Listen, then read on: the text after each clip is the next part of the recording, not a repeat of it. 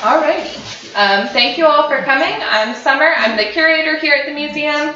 Before we get started, everybody please take a second to turn off or silence your cell phones so we don't have any distractions. So as always, the museum will be having our shrimp gumbo booth at the Shrimp Fest the weekend of April 29th. Thea is still looking for volunteers. She's right there. So please contact her if you're interested in volunteering. Her card is at the back table. Also, registration is currently open for this year's summer camp, which will be held on July 11th through 15th for ages 6 through 11. Contact Jennifer if you're interested at info@ameliamuseum.org, or you can just get her card and ask her for the email. So we are recipients of the Museum on Main Street grant, which brings traveling Smithsonian exhibits to small towns. The exhibit coming here is called Waterways and basically explores water from a broad point of view, so environmentally, culturally, etc. So for the next few months, we'll be having water-related programs in conjunction with this exhibit, which are shown on this monitor here, and Dr. Noll's talk tonight is the first of this series. The Waterways exhibit will be opening here on Saturday, May 7th, and there will be free admission to the museum on that day, and we'll have 2 free programs. At 1, we will have a panel of local environmental experts, and then at 2, we'll have a live oral history with the 4 From Home team. So mark your calendars for that. As for other upcoming programs, our May Brown Bag Lunch on May 4th will be with Dave Neville, who's the city's urban forester, and he'll be talking about the city's tree protection ordinance and heritage tree program. And then our May 3rd on May 20th will be the next of our Waterways speakers, Julie Hauserman. She will speak about the late National Geographic explorer and cave diver Wes Skiles, who grew up in Jacksonville and lived in High Springs. This 3rd on 3rd will also be a temporary exhibit opening. So each Museum on Main Street grant recipient creates a local component to the Waterways exhibit, exploring water in our local community. So ours will be about the history of beaches here on the island. So that's it for my announcements, but I'd like to thank our sponsors for tonight's program. This program is a partnership between the Florida Humanities, Smithsonian Institution, and the Amelia Island Museum of History. Funding for this program was provided through a grant from the Florida Humanities with funds from the National Endowment for the Humanities. And you'll notice that we have more evaluation sheets out than we normally do. Please fill those out at the end of the program. They're important for our grant reporting to Florida Humanities. And you can just put them in the basket at the back table. So tonight our speaker is Steve Noll.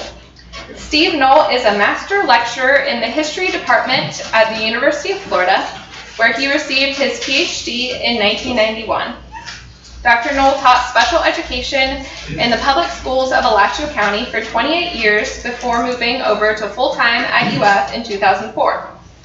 Dr. Noll has written extensively on general Florida history, as well as more specialized subjects ranging from Florida environmental policy, the ill-fated cross Florida Barge Canal, and the disability rights movement of the 1970s. His new edited book, Writing for the Public Good, Essays from David Colburn and Senator Bob Graham, has just been published by the University Press of Florida. Steve is also the lead scholar for Waterways, so he's the perfect person to kick off this series of programs. So everyone please welcome Steve.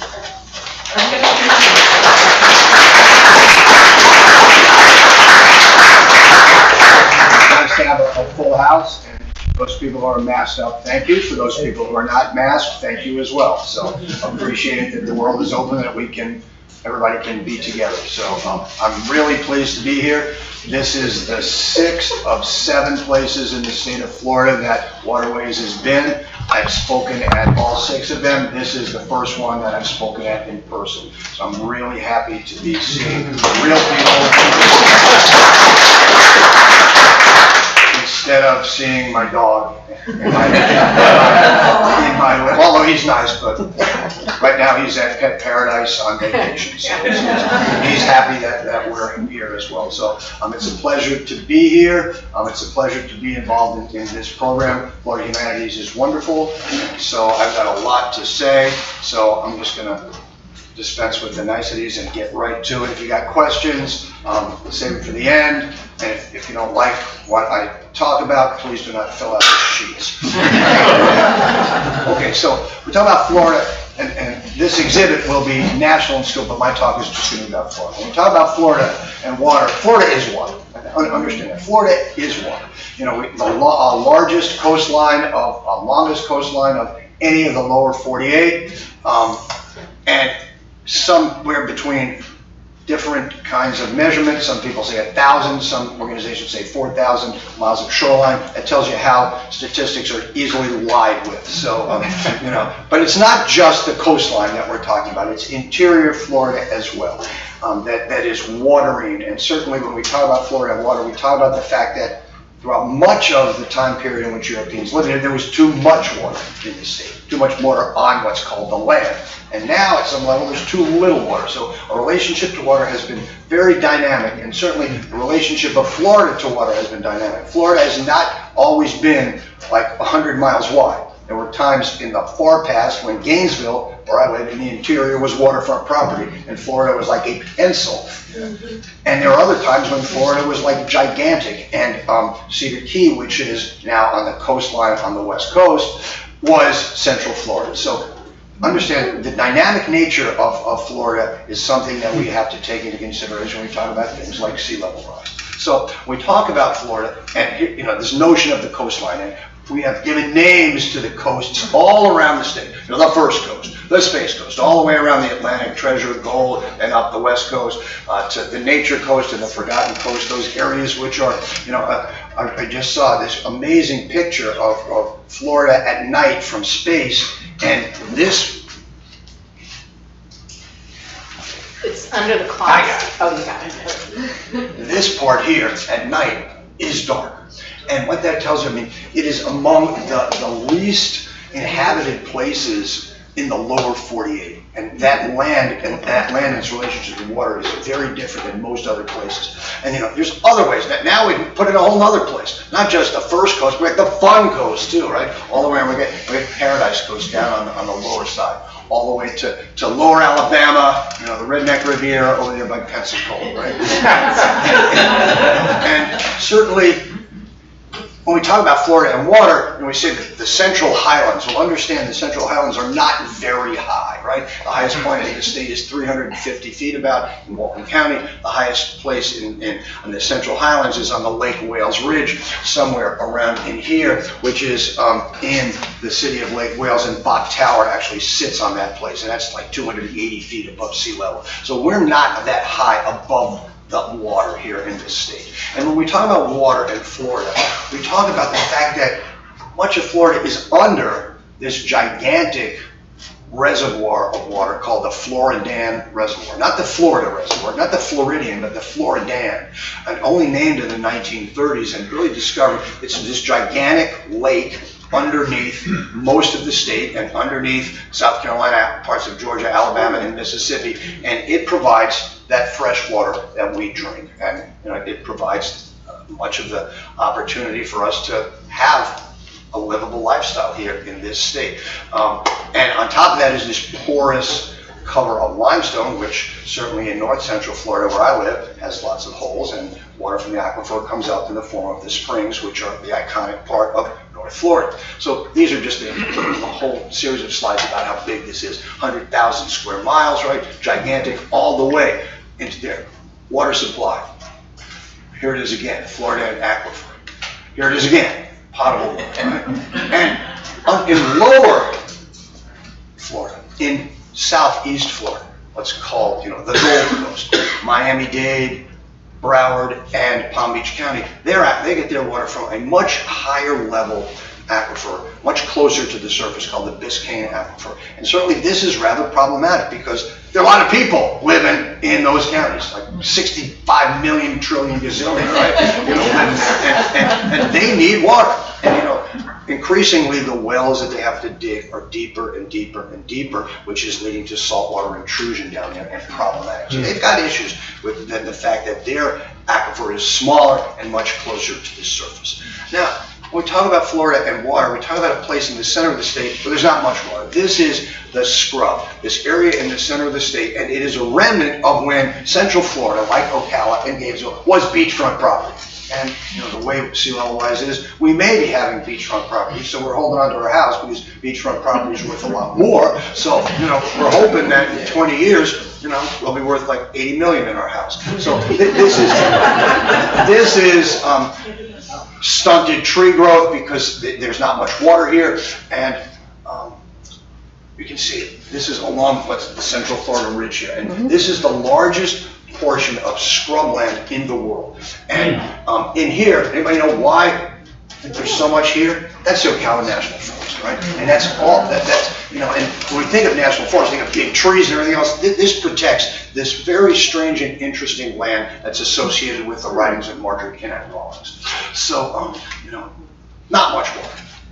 But South Florida, lots of water. This is the Everglades. When we think of the Everglades, we tend to think of it as Everglades National Park, right at the tip of the peninsula, around there by Florida Bay. But the Everglades is actually this incredibly diverse ecosystem that starts, interesting enough, at Disney World and the Kissimmee River all the way down to the Great Lake, Lake Okeechobee, the second largest freshwater lake in the United States. And the Everglades, we tend to think of it as a swamp, but as Marjorie Stoneman Douglas told us, it's not a swamp. It's a wide, shallow, grassy river that flows southward from the lake down to here. And that's why her book in 1947 reshapes ecology as a system. It's called River of Grass. So, you know, very interesting. So we saved the Everglades down here, but not really, because the whole ecosystem is in dire straits with development around the state. And let's see if we can push the right button. And so you can see here the varied ecosystems here. Big Cypress National Park. That actually is a swamp ecologically. Then we got the Everglades here. This stuff is the Everglades agricultural area, which used to be this incredible custard apple forest, but now is the largest sugar plantations in the world. So we've done some interesting things to this point. And this is what the Everglades look like. And you can see very small gradations in sea level and height above sea level give very different kinds of ecosystems. This is the river of grass here, the sawgrass, and maybe 5 or 6 feet above that, these are called hammocks, and these have different trees. So just very subtle differentiations. You know, when you go to Colorado, differentiations are measured in thousands of feet. In Florida, differentiations above sea level are measured in feet, just feet, 1 feet, 2 feet. They can get very different kinds of plants. And when we talk about that, these are mangroves, and mangroves exist on that shoreline, that liminal area between the land and the sea. These are black mangroves, and black mangroves are on the march because they're associated with warmer water temperatures. So within the past 30 and 40 years, mangroves have been moving up the coastlines of Florida. And particularly around where I am, Cedar Key, 30 years ago, all those backwaters were sawgrass. Now it's all mangroves. And so they're moving up the coastline. Now, is that a good thing? Is that a bad thing? It's a thing. You know, some people don't like them. Some people like them. But, you know, if they block your view of the shore, it can't come down because of tree ordinances. So very interesting stuff, and tells us that, you know, Florida's a changing environment. And other forms of trees, these are cypress, pond cypress, mostly associated with water environments, both along the coastline and the interior. Big cypress is this. Corkscrew Swamp, which is down near Naples, is a huge pond cypress sanctuary. And the largest pond cypress in the United States. There's the thing for cypress swamps, a great area for bird and amphibian life. But the largest pond cypress was this tree called the Senator, which is right near Lake Mary in Seminole County. Was assumed to be somewhere between 2,000 and 3,000 years old. You can see how big it is. This is people in the 1920s. These are people in the last decade, just before this. But to tell us how careless we are, in 2012, somebody burned the tree down. Somebody, a dope smoking kid or something was there and blew the tree up, and this is what's left of it. IFAS scientists from UF have taken DNA from it and attempted to clone the tree. Right now it's about this high, so if you're around in another 3,000 years, it'll be that big. So a cautionary note of our relationship to the natural environment. And when we talk about Florida and the water, we talk about the coastline. But Florida and water is also associated with rivers. And the riverine environments are the main way of transportation into the 20th century. Interior Florida was almost inaccessible, except by the St. Johns, which of course enters just south of Jacksonville, and the Apalachicola here on the west coast. The Swanee, which is the longest undammed river in the United States, not so much for transportation, because guess where it starts? In the Okefenokee, and guess where it ends? In this kind of land that we talked about that people don't go. So the Swanee has kind of benefited from the fact that it starts in this swamp and ends in this land that people don't really want to live in. So amazing. These are two rivers along here. That's the Swanee and its sandy banks. This is the Ocala, the primary tributary of the St. Johns, and the river that was attempted to be dammed for the cross-Florida barge canal. But the rivers are also associated with these springs. And when you talk about water in Florida, most people talk about the beach. When you talk about water in north central Florida, where I live, we talk about the springs. And these are amazing movements of water up through the limestone from the Floridian aquifer into the land, and it's amazing.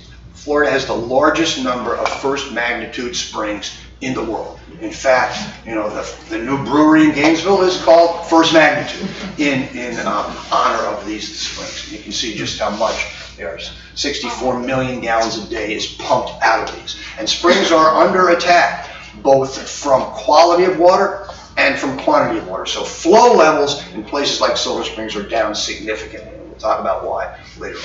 So this is the second largest spring in Florida. This is Ocala Springs, just south of Jacksonville, just south of Tallahassee. It's a state park, and many of these springs have only in the past maybe 30 years been protected as state parks, which is wonderful. This is the largest spring in Florida and among the largest in the world, Silver Springs. The Silver River flows into the Ocala, which flows into the St. Johns. Amazing. Anybody been to Silver Springs? Mm-hmm. Yeah. It's great. And now that it's a state park, the boats are still being used. It's great. You know, we just took our granddaughter there, and amazingly, she got to see manatees, and she's 3. I've been there a bunch of times. I've never seen them. And these are two springs along the Swanee River. And I take my students from South Florida to these things, and they are just amazed. You know, they've seen the ocean, they've seen Florida water. They've never seen anything like this. And to see college students get a game at something is just incredible. This is Devil's Den, which is in Williston. It's a spring which has not yet reached the surface, so you can go down in there. One of my students is actually going to go diving in there last weekend, so it's an amazing place. This is Three Sisters Springs, Crystal River on the west coast, near Homosassa, the place where hundreds of manatees go every winter to catch the warm waters of the spring, which actually are constant at 72 or so. So in the summertime, those waters aren't so warm, but in the wintertime, 72 is pretty warm, and they become kind of the largest tourist attraction in Citrus County, right? So, and of course, we got mermaids associated. This is, anybody been to Weeki Wachee? Yeah, right. It's great. And Weekiwachi is now a state park, right? So, this was one of Florida's natural tourist attractions before Disney and hit on hard times. The state took it over. And the mermaids, if you're a state employee, have a card that says your occupation. So her occupation on her card says mermaid, which is pretty amazing. So it just tells us how important this stuff is. And then we talk about barrier islands. And we talk about Florida beaches. This is what people talk about, the relationship. And most of the beaches are on barrier islands, which are non-static, always shifting forms of land. And we love that because everybody wants to live on the beach. But this stuff, this is beach in St. Lucie County, and you can see still, it looks pristine. The dunes are there, the beach is there, it looks wonderful.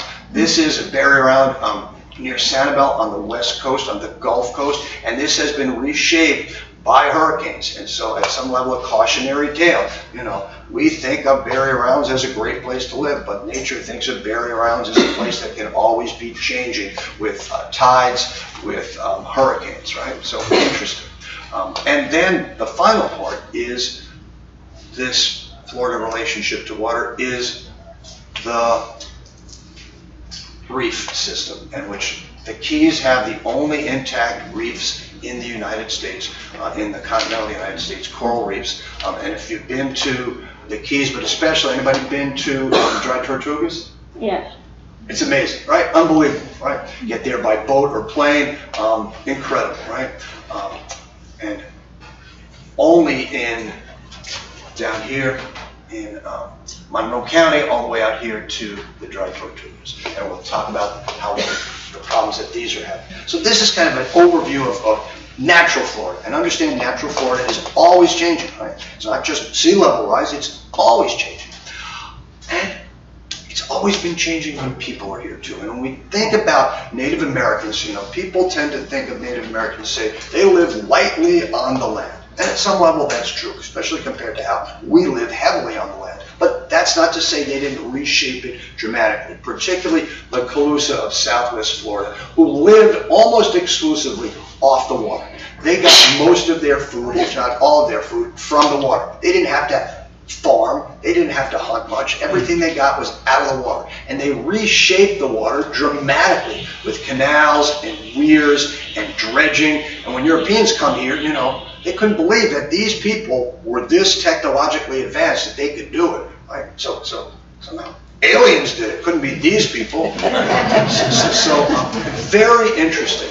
But it's not till the Europeans come here that we really see reshaping of Florida and its relationship to water. The Spanish and the British, then the Americans really reshape this state and make it a livable place, right? And certainly when we talk about water, we talk about the first European who comes here in 1513, that's Ponce De Leon, and probably not true, but it's a great story. Why does he come here? For the Fountain of Youth, which is about water, right? So at some level, is the Fountain of Youth a spring, right? We don't know. Certainly, De Leon Springs near DeLand, named after Ponce, is that associated with this? We're not sure. But certainly it tells us that water is an important relationship and understanding of why Europeans are here. And the Spanish are here, and their relationship to the land and the water, not very heavy either, right? And things change only really when America takes over in 1821. And this is a steamboat on the St. Johns River. And as we talked about earlier, the St. Johns is the waterway into interior Florida.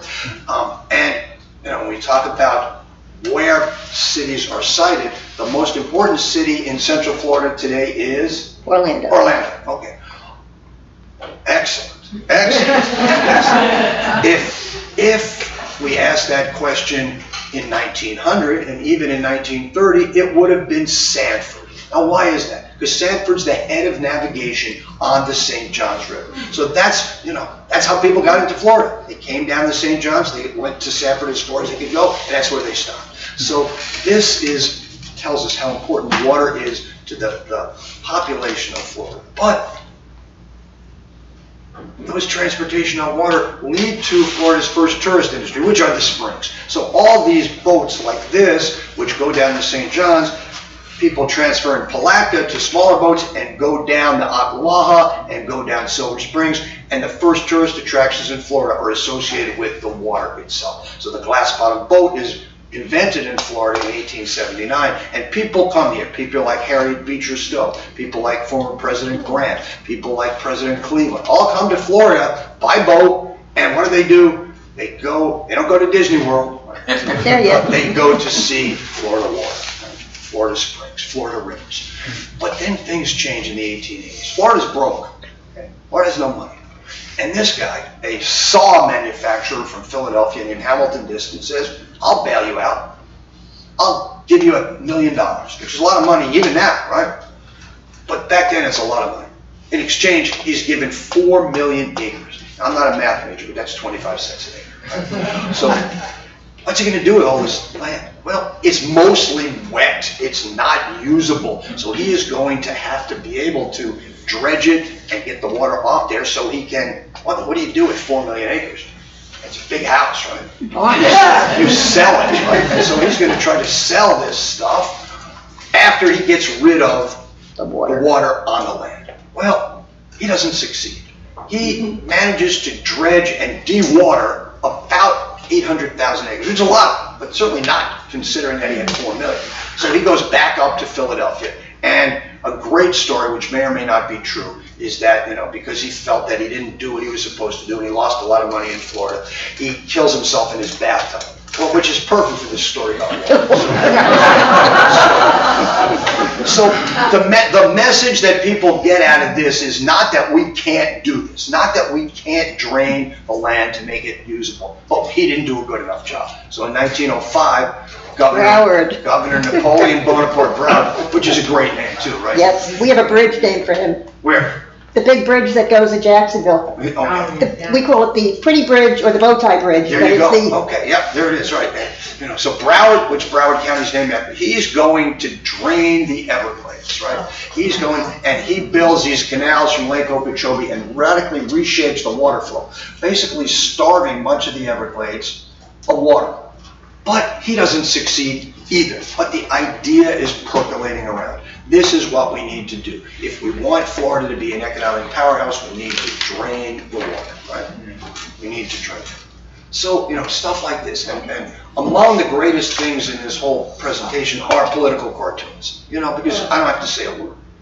This is just great. Here's Uncle Sam who's going to give the money and the expertise to Miss Florida, right? You can have these things. Look at what they are. Full of water, right? Full of water.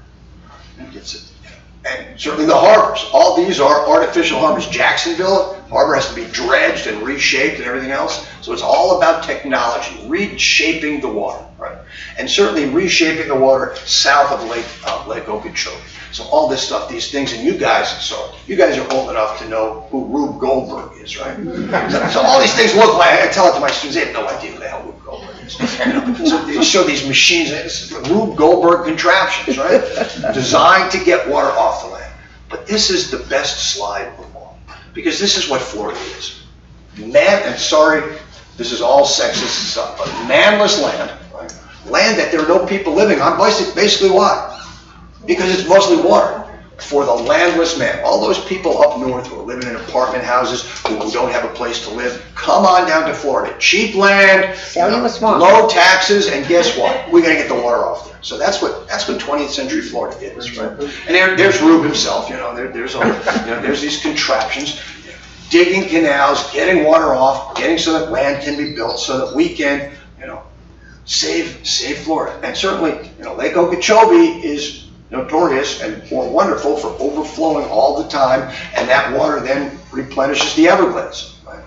But if people are going to live there, they're going to die with water coming over there. So we have to build a dike around the lake. So starting in the 1930s, we do that with, again, these amazing contraptions. And it takes from the 1930s to 1970 till the dike is finally completed. Named after Herbert Hoover, and Herbert Hoover's last public event is when the thing is finally completed in the early 1970s.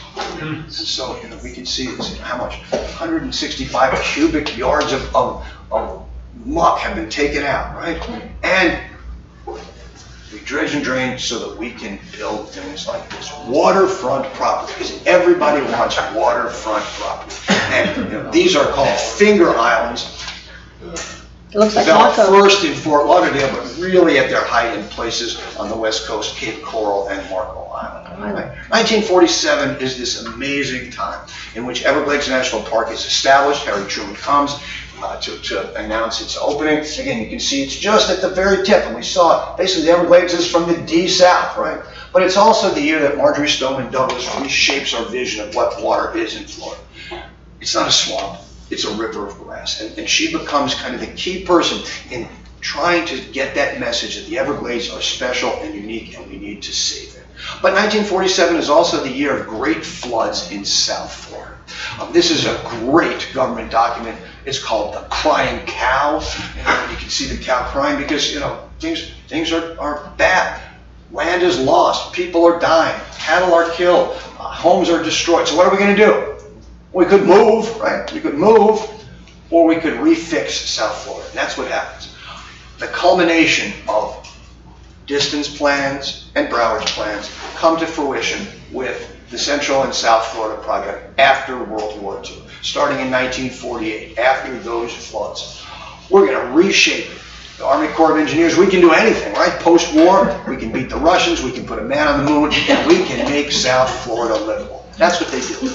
Because they declare water, all right, The enemy. for those people who think the legislature this time is stupid, and they may be, this may be among the stupidest things. Water is what?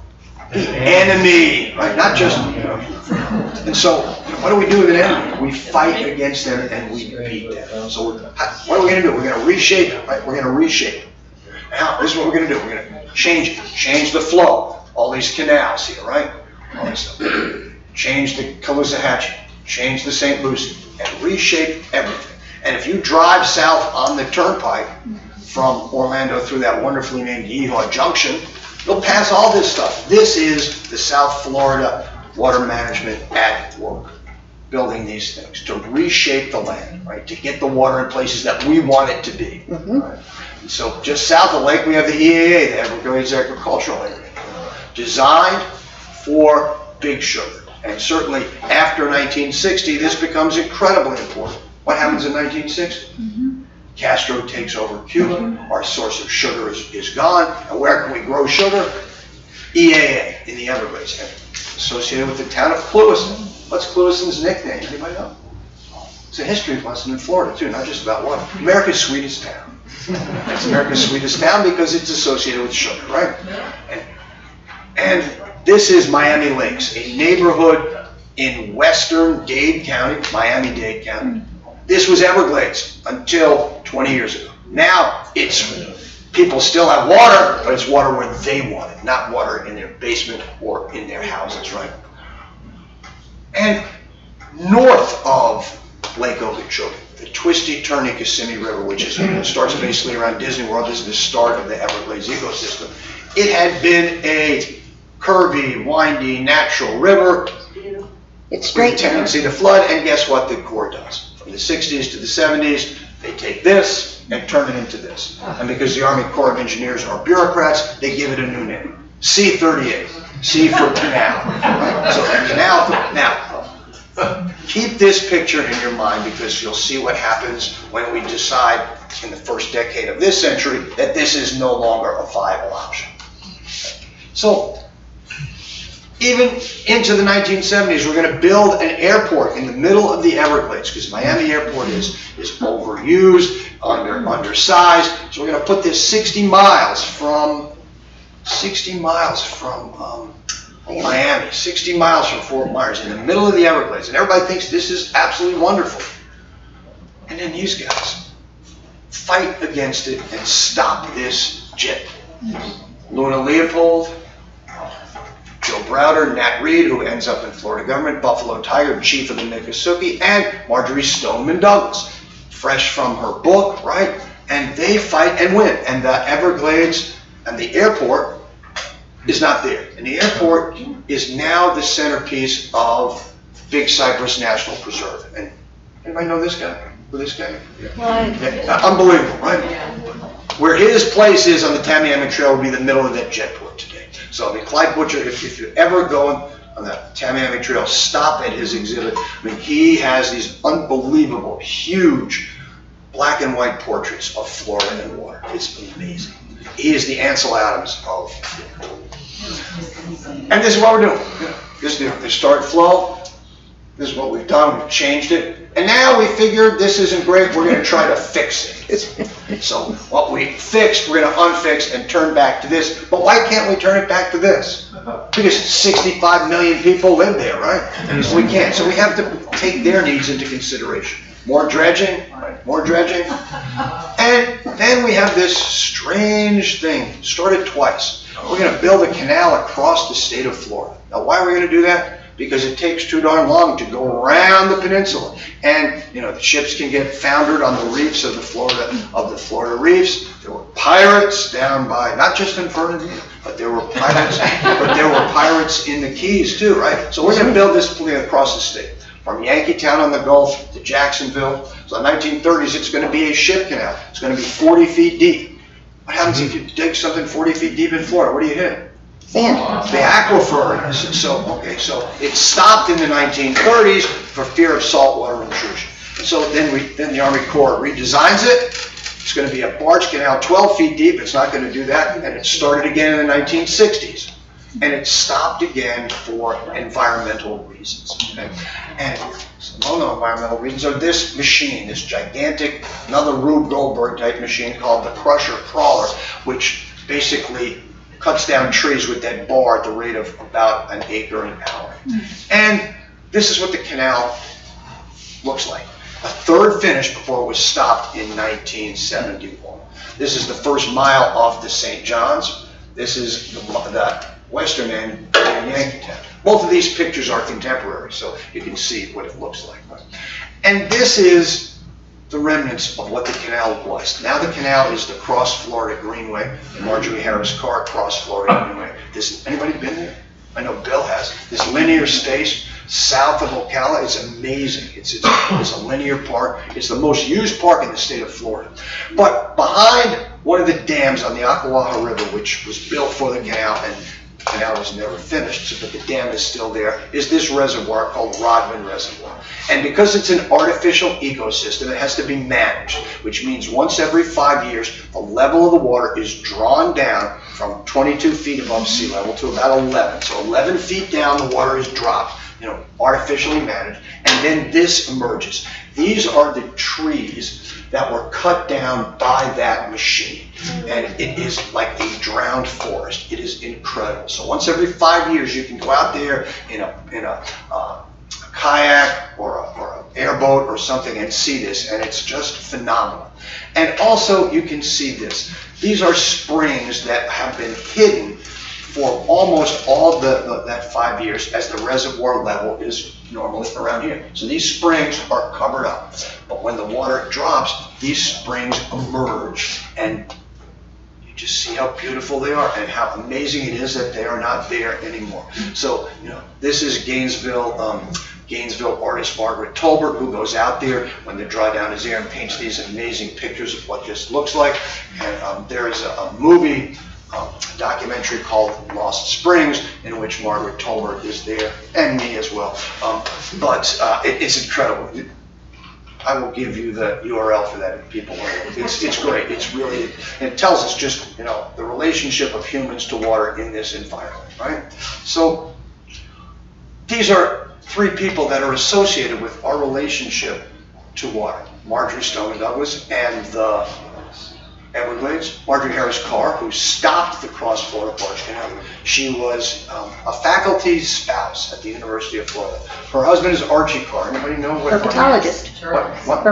Turtles. Yeah, Archie Carr is the man who basically discovers that sea turtles go back to the same beach all the time. He's an incredibly brilliant guy. Herpetologist.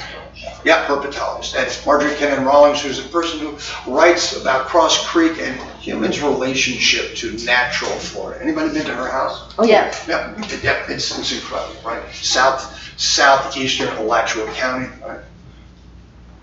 But see, when we talk about chlorinated water, I mean, 1957, what is Florida's water problem? I mean, even as early as the 1950s, people are trying to figure out what's going on with Florida and water, right? Why are we having all these problems? What's happening, right? It has been a valuable servant. It is his most implacable enemy, right? So bold. And we really reshape water by bringing in stuff. This is water hyacinth, introduced as an ornamental in 1879. By 1889, it covers the St. John's in giant mats of almost impassable connected vegetation, right? So what do we do to fix it? Well, we either bring in herbicides or we bring in fish that eat it and eat everything else. So that's a real problem. This is what it looks like today. We spend millions of dollars to try to get rid of it. In the 1960s, a similar kind of waterborne enemy. Hydrilla, brought in from South America, transported on the propellers. You can see the entire peninsula. Hydrilla, right? Again, same thing. What do? We have to fix it by herbicides or other imported animals. Problematic. And then we talk about water. We talk about hurricanes. Florida and hurricanes have been forever, and hurricanes have always not always been a natural disaster, because they're only a natural disaster when people live in the way of hurricanes. In fact, hurricanes provide significant water for the state, right? But when people live in the path of hurricanes, it's damaging and dangerous. This is Henry Flagler's Railroad Bridge, the 1926 hurricane, which basically ended the Florida land boom. And it's called the Great Miami Hurricane because they weren't given names until the 1950s. Right? And because of our relationship to sexual differences, not given male names until the 1970s, right? But this ends the Florida land boom. And boosters of Florida say, come on back, in spite of the damages. Come on back because it'll never happen again. Well, 2 years later, the Great Palm Beach Hurricane, the Great Okeechobee Hurricane, kills 3,500 people, most of them poor African-American farm workers around the Great Lakes, right? Around particularly Belglade, Pahokee, and South Bay. And to show how much these are the markers, and this tells you how long it took to memorialize all those people who died. 1928, this marker was only placed in 2008. So these people died, and we didn't care very much. This is memorialized in the great novel of Florida, Zora Neale Hurston's Their Eyes Are Watching God, in which the hurricane actually is a character. I mean, it's an amazing, amazing book. Whoa, there. You knew I would do it. You knew I would do it. I was warned, right? You knew I would do it. And this is then, Andrew, 1992, unbelievable more people living in the South Florida area, right? Luckily, Andrew hits in less densely populated South Dade around Homestead. If it hit Miami, it would have been unbelievable. Look, it looks like a tornado, right? Looks like a tornado. And hurricanes, storm surge, rain, and wind. This is wind, okay? Not much storm surge, it's a fast-moving thing. Not even that much rain, mostly wind. And then, if you guys were here in 2004, I know Gainesville, unbelievable. Live in Gainesville, people died in Gainesville from hurricanes. We're thinking, I live 60 miles. No. Oak trees falling over, crushing people in their houses. Charlie. Yep. Charlie, Francis, Gene, unbelievable, right? And this is Ivan on Pensacola Beach, and stories of what we should or shouldn't do building on beachfront property. The lesson learned here is not don't build here. Lesson learned is build better. So within 5 years, these houses have been replaced, and they're there again. So interesting. This is Hurricane Michael in the Panhandle in 2018. Unbelievable. That damage is still there. So hurricanes profoundly important, right? And important because we have changed the topography. The next slides are going to be about building in where we shouldn't be building. Right? This is Southeast Florida. This is Southwest Florida. You can see this is really hurricane protection land, right? Mm-hmm. This is big sign saying hit me, hit me, hit me. Southeast Florida, Southeast Florida, Southwest Florida. Right? That Marco? Yes, yep. And of course, everybody wants. It's really hard. Everybody wants waterfront property, right? And this picture, this tells us what we do. This was going to be this till the Great Recession of the first decade of the 21st century. So this is built. They build the water, here, one house, everything, and it's abandoned. Right? And then, you know, we talk about stuff, we talk about things that in water, things that really don't affect us here. But this is water wars between Florida and Georgia, the Apalachicola River. And the town of Apalachicola is right here, right where the Apalachicola hits the Gulf of Mexico. What's it famous for? Oysters. Oysters. You know, the juiciest, most wonderful oysters in the country, right? But the oyster industry is foundering. And it's foundering at some level because the oysters are so amazing there because of the perfect balance of salinity and temperature of the water. Well, that salinity is being changed as the rivers, the Flint and the Chattahoochee, which come together in the Apalachicola, are being taken. Mostly by people from Atlanta. The Chattahoochee, that's the main source of water for Atlanta. There's 6 million people in the metro Atlanta area, right? And they're going to take the water. And they're going to hurt the people in Apalachicola. And this is, you know, there's the Apalachicola Bay. This is industry in the late 19th century, right? Not much different than what it looks. These pictures were taken the first decade of this. Still a very Hands-on.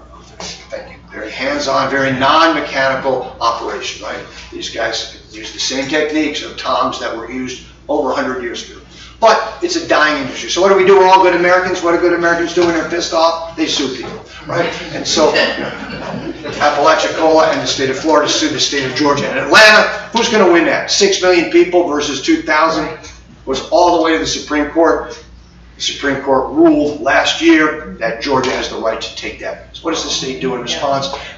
The state suspends oyster harvesting there in the anticipation that maybe if we let it sit for a while, the oysters will come back. We're not sure. So we're waiting to see what's going to happen in 2025. Just another cautionary tale of what happens, right? And cautionary, certainly, springs. These are spring pictures taken in Itchitucky within the past 25 years.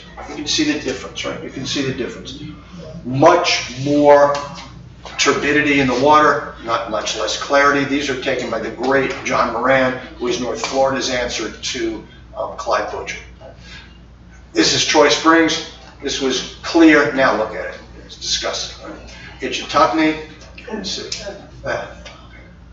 And this is White Springs. On the Swanee River was a great Florida resort at the turn of the 20th century. People came here to, quote, take the waters. You see how high it is. You see how low it is in 1990. You can see how low it is today. Almost no flow at all. And that's because of over pumping, right? At some level because of taking out from those terrible things that we're all drinking from here, right? You know, water bottling. Nestle was going to open a plant in Jenny Springs, which is on the Santa Fe River, which is the major tributary of the Swanee, goes before the water board, the Swanee River Water Management District, and they approved the pumping of this. Why? Because it's money, right? And people need jobs, so it's very interesting. 1 million gallons a day are going to be pumped out of there. By Nestle still? Yeah. This is Kissingen Springs. This is in Polk County.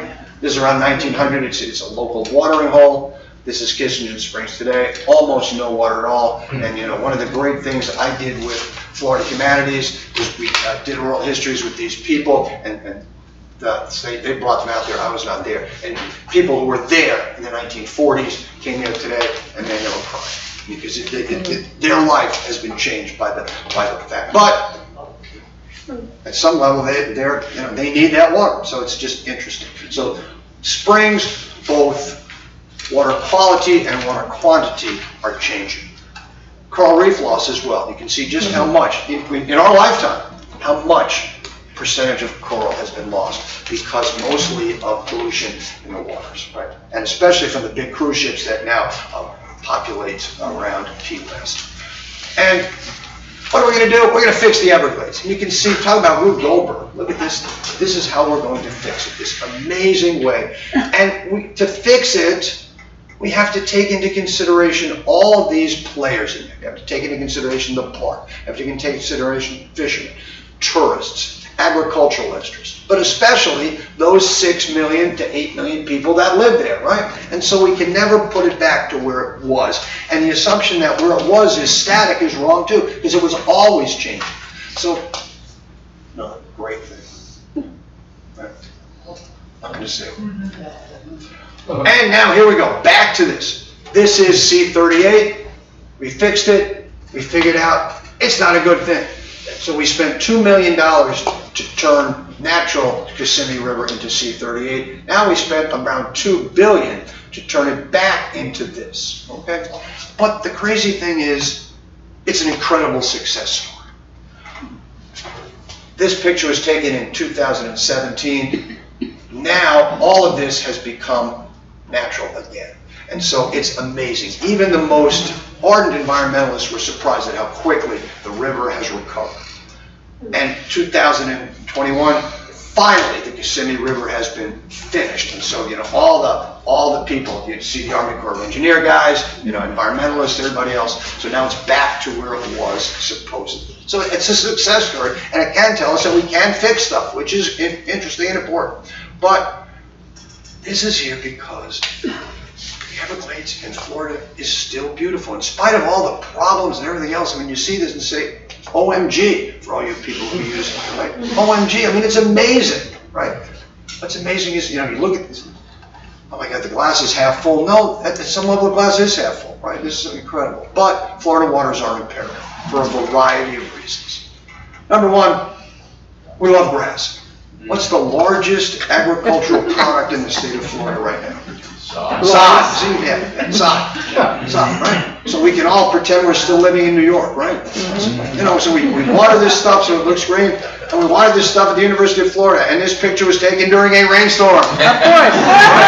Right? And I showed this to the president. He said, "Oh, this doesn't happen here." I said, "Yeah, you're right, it doesn't."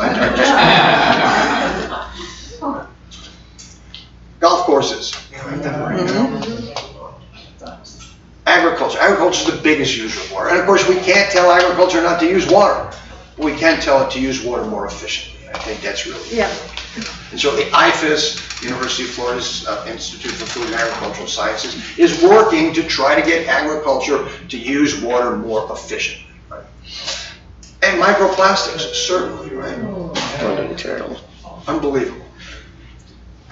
Manatees. Oh my God. You know, certainly. Within the past 4 years, we've seen this. Lake Okeechobee, highest levels in years. The dam, the dike around the lake is degrading. And if anything happens, man, if that dike breaks, catastrophe. So what do? We pump water out of the lake, eastward, up through the St. Lucie, westward through the Caloosahatchee, and we pump out all the disgusting stuff that makes up Lake Okeechobee. All that phosphorus and nitrogen from sugar, from other agricultural stuff, but also from septic tanks. And so it's a toxic brew that we dump. This is how nice it did look.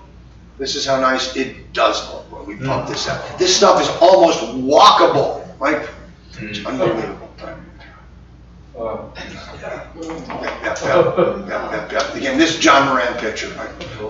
And 2018 and 2021, red tide. Hundreds of fish, thousands of fish, foul smelling, red tide.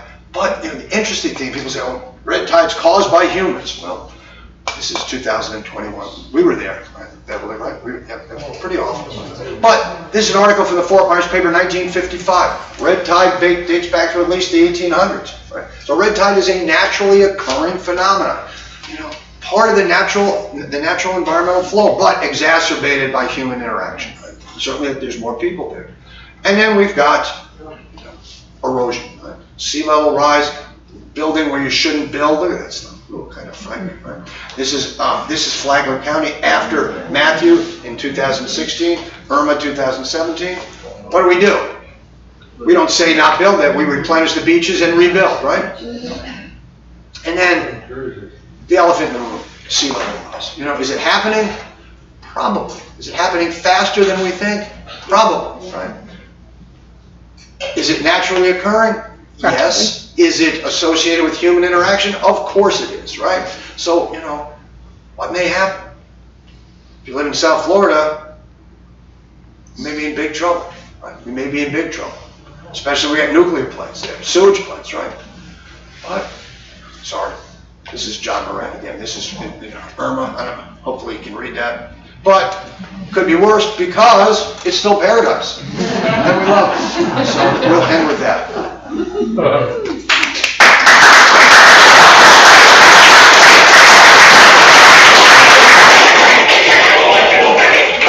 Questions? Questions? Yes, sir. Yes, sir. The early civilization of indigenous people, you were saying they worked with the land. Is there much that we know as to what they were trying to accomplish? Yes, on the land they did a lot of burning. And so they cleared significant amounts of forest so that deer could have a great place to live, and so they could kill the deer. So when Europeans come here, they see not much in the way of forest, particularly. That's because Indians had burned. Right? So yeah, interesting, right? And the assumption was that a lot of this, and even into the 1960s, much of the literature said this open land was caused by fire, caused by lightning. But we're beginning to look and see that it was not just lightning, which is a factor, but it's also Native Americans actively burning. So they're actively burning, but also, in particular, the Calusa do this amazing job with the water. So, good question. Yes, sir. Water, drinkable water. Yeah, drinkable water. Is in short supply in most of our country. That's correct. In Florida, is our aquifer in danger? Is our aquifer diminishing? I would say it's diminishing, but we're not in danger. One thing that people talk about is desalination plants. At some level, the energy required to do that is almost more than it should be. So they're at some level a big cow of sacredness. So I think at some level we need to be careful about that. Yes. But are we in danger tomorrow of not having it? Certainly, if there is a long-range drought like there is in California and the West Coast, then they're in significant danger. I think they're in much more danger than we are. Well, it's Colorado. Yeah, the Colorado doesn't flow. Right. And the Colorado hasn't flowed for years, but look at Lake Mead, the levels in Lake Mead have gone down and down and down. We are not like that. And certainly, it's very interesting. So when we would come over from the beach, between Gainesville and the beach is lake country. It's a whole series, and for much of the past 20 years, people's docks are out of the water. But within the past 5 years, we have significantly more rainfall, and those lakes have gone up. But lakes around Keystone Heights, Lake Brooklyn in particular, is down significantly, and that's mostly because of pumping. So they're trying to figure that out. So the answer is, I don't know. The answer is, I think we need to be careful. Yes, ma'am. This sounds pretty devastating. Where's the hope? Well, I think that's. So Cynthia Barnett, who was actually supposed to speak today, I don't know if she's an environmental journalist who teaches at UF, who has written a book called Mirage, Vanishing Water in Florida. She's written another book called Blue Revolution, and a third book on the history of rain, and she's just published another book on seashells. And I mean, devastating stuff, but Cynthia is an amazingly hopeful person that we can do something. And her example is Sarasota. Sarasota, one of the wealthiest counties in America, and certainly, people say we can fix this if we change our lifestyle. And guess what? Understand, people are not going to change their lifestyle. But Sarasota has dramatically improved water usage in their county, decreased it significantly without a concomitant decrease in changes of lifestyle. Low flow toilets and aerator heads, things like that. Convincing people that watering every day is not good. That not only does it abuse water, it's not good for the soil itself, for the sod itself. So Sarasota is a good example. So I think, Bruce Springsteen, the dope is there's still hope. So I think that, it is. But it is up to us to It is, yes. change And our I ways. think, you know, the scary thing is when I take students to the springs, and they're amazed at how beautiful they are. And I tell them how degraded they've been in just my lifetime. Since, and, you know, that's I think seeing this stuff is important. So great. So yeah, I think if you are hopeless, you might as well just walk in front of a truck. You know? I think we can make a difference, and again, make a difference without telling people, you know, they have to, you know, use composting toilets, right? Knowledge is power, so. What? The knowledge is power. No, knowledge is So the power, more yes. knowledge. Yeah. We all Yeah. provide.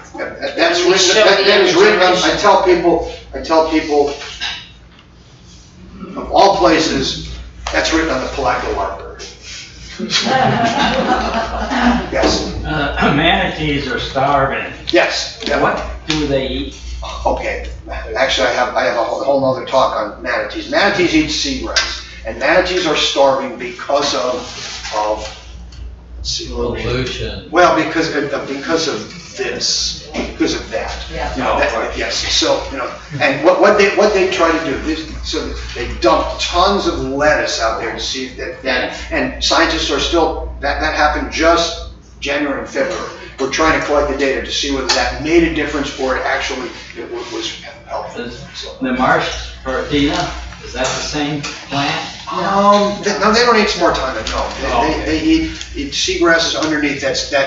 When this stuff's here, that seagrass dies. So, Yeah, right. you know, so manatees are not dying where there's not this pollution. You know, mostly the heaviest loss of them was in the Indian River Lagoon, which is where all that water is pumped from Lake Okeechobee. This, right? So, Yeah, because between here and Jacksonville, large spartina grass seems to be dead. yeah, yes, but I don't know whether that has anything to do with manatee deaths. But yes, spartina is dying because of pollution. Yeah. Well, that's pollution. Yes. Yeah. From What is that? treated sewage or, Yeah. All the above. Treated sewage, folks dumping in there. Nitrogen, phosphorus, stuff from fertilizer, from golf courses, from people's yards. Yes. Yes, ma'am. And we can help by electing officials who are willing to work with. Yeah, I think, you know, science. when we talk about hope, you know, to go back, so we go way back in here, we can go to these people, if I can find them. Where are they? These people. Yeah. This gives us hope. You know, Marjorie Harris Carr fights against the federal government, the state government, the Army Corps of Engineers, and wins.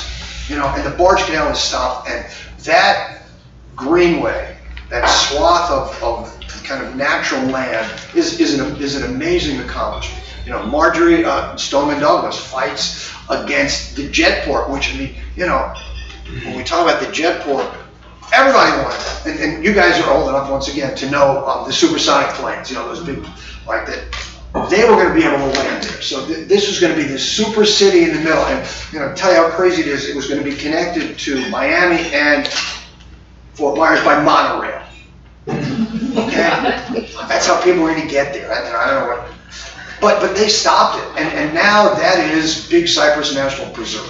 So, and the words of Marjorie Kennett Rawlings tell us just how people can live in harmony with nature. So, you know, they succeeded. You know, they went after state legislatures, they went after senators. The great story about Marjorie Harris Carr, and both people, her friends told me this, and elected officials told me this. If you're going to go to a public meeting when you know Marjorie Harris Carr is going to be there, don't wear a tie. Because she'd go up and she'd grab you by that tie. And she'd hold you till she was finished telling you that so that's the humane impression. So these, you know, and again, I don't think it's coincidental that they're all women. don't think. Yeah, thank you. I don't think it's coincidental. You know. So, any other questions? Women named Marjorie. Yes, ma'am. I'd just like to say thank you for educating the public on the situation that we live in and 30 encouraging years, right? people to do something about it. Yeah, well, you know, the interesting thing is, you know, my students, I teach history, but I do a lot of this environmental history stuff, and they're just kind of amazed. I'm teaching a Gen Ed class, which is general education, and I've got majors all over, and it's on Florida, and it's called Water in the Land, Land in the Water. And, you know, they're writing on, somebody said, can I write my final paper on coral reef bleaching? I know we didn't talk. I said, oh my God, yes, for sure. You know, what's going, so yeah, so maybe the next generation, you know. So, but that doesn't mean that you guys can't fight too.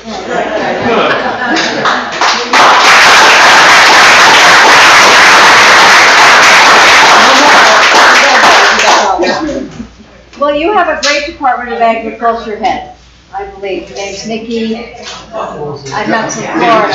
I'm Nikki Freed? Nikki Yeah, Freed. yeah. And she's really working hard on all this stuff. Yeah, With she the is. farmers. Yeah. Thank you so much, Steve. Yeah. Thank you all for coming, and we hope to see you at the Waterways exhibit opening on May 7th. And please remember to fill out your evaluation and put it on the back page. That's how it started. Canal, Florida. I mean, you just. Yeah, I was kind of good.